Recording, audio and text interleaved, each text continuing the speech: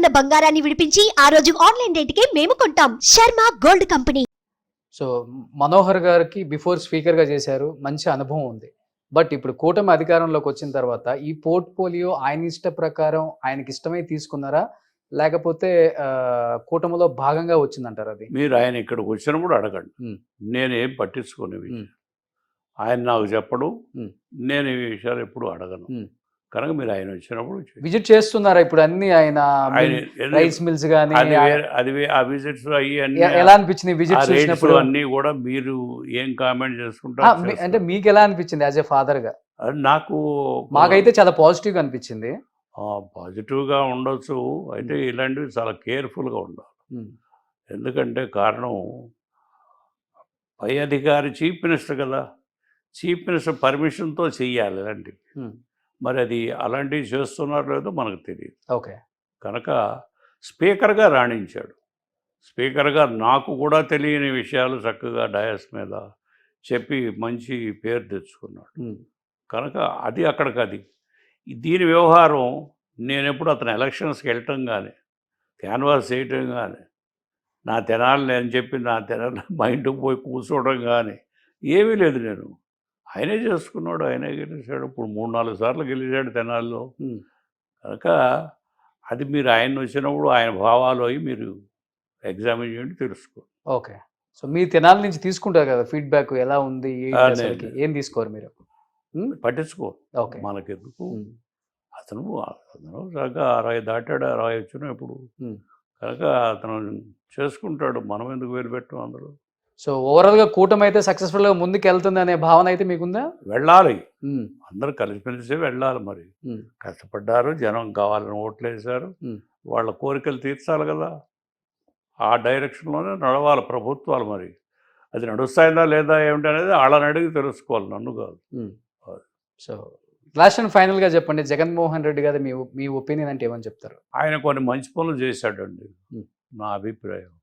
కొన్ని మంచి పనులు చేశాడు, పేద ప్రజలకి దగ్గర అయ్యాడు, no doubt about it.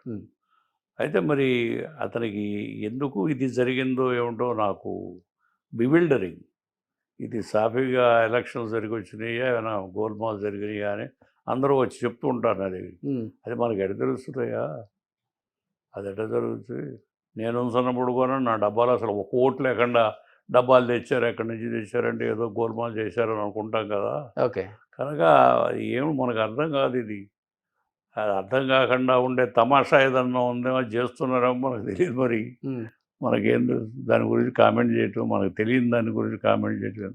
Okay, so మీకైతే ఆయన పాలసీలు కొన్ని నచ్చాయి ఆయా యాజ్ ఎ ముఖ్యమంత్రిగా ఉన్నప్పుడు? కొన్ని మంచిగా చాలామంది సహకారం ఉపయోగపడ్డాడు పేద ప్రజానికి, చదువుకునే పిల్లలకి, వాళ్ళకి కొన్ని మంచి పనులు చేశాడు, అందులో డౌట్ ఏముంది. ఓకే, సో రాజశేఖర రెడ్డి గారిని చూశారు, కొడుకుని కూడా చూశారు కాబట్టి మీరు డైరెక్ట్గా కాకపోయినా ఇండైరెక్ట్గా వింటాం లేదా టీవీలో చూడటం, ఆయనలో ఉన్న క్వాలిటీస్ మీకు ఏది బాగా అనిపించింది జగన్లో? ఇద్దరు కూడా నాకు బాగానే ఉన్నారు, అదేం లేదు.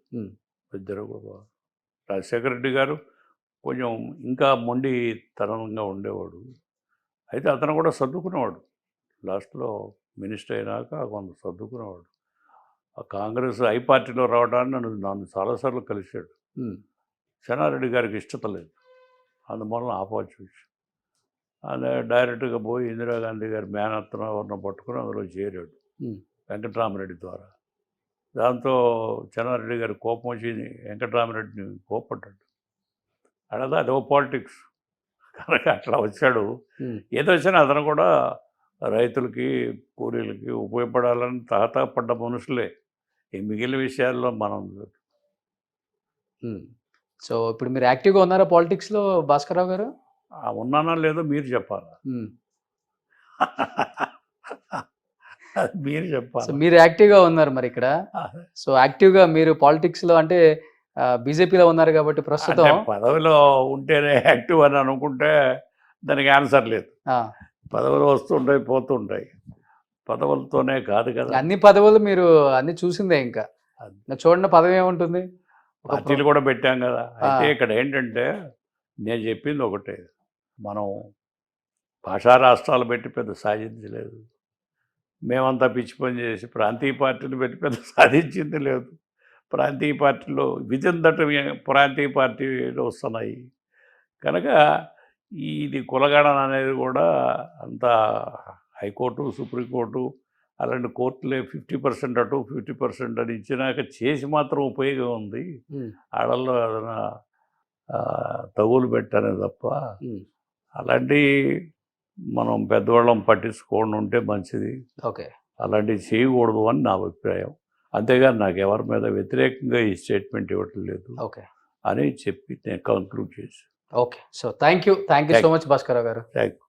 సుమన్ టీవీలో మీ పర్సనల్ అండ్ బిజినెస్ ప్రమోషన్స్ కోసం కింది నెంబర్కి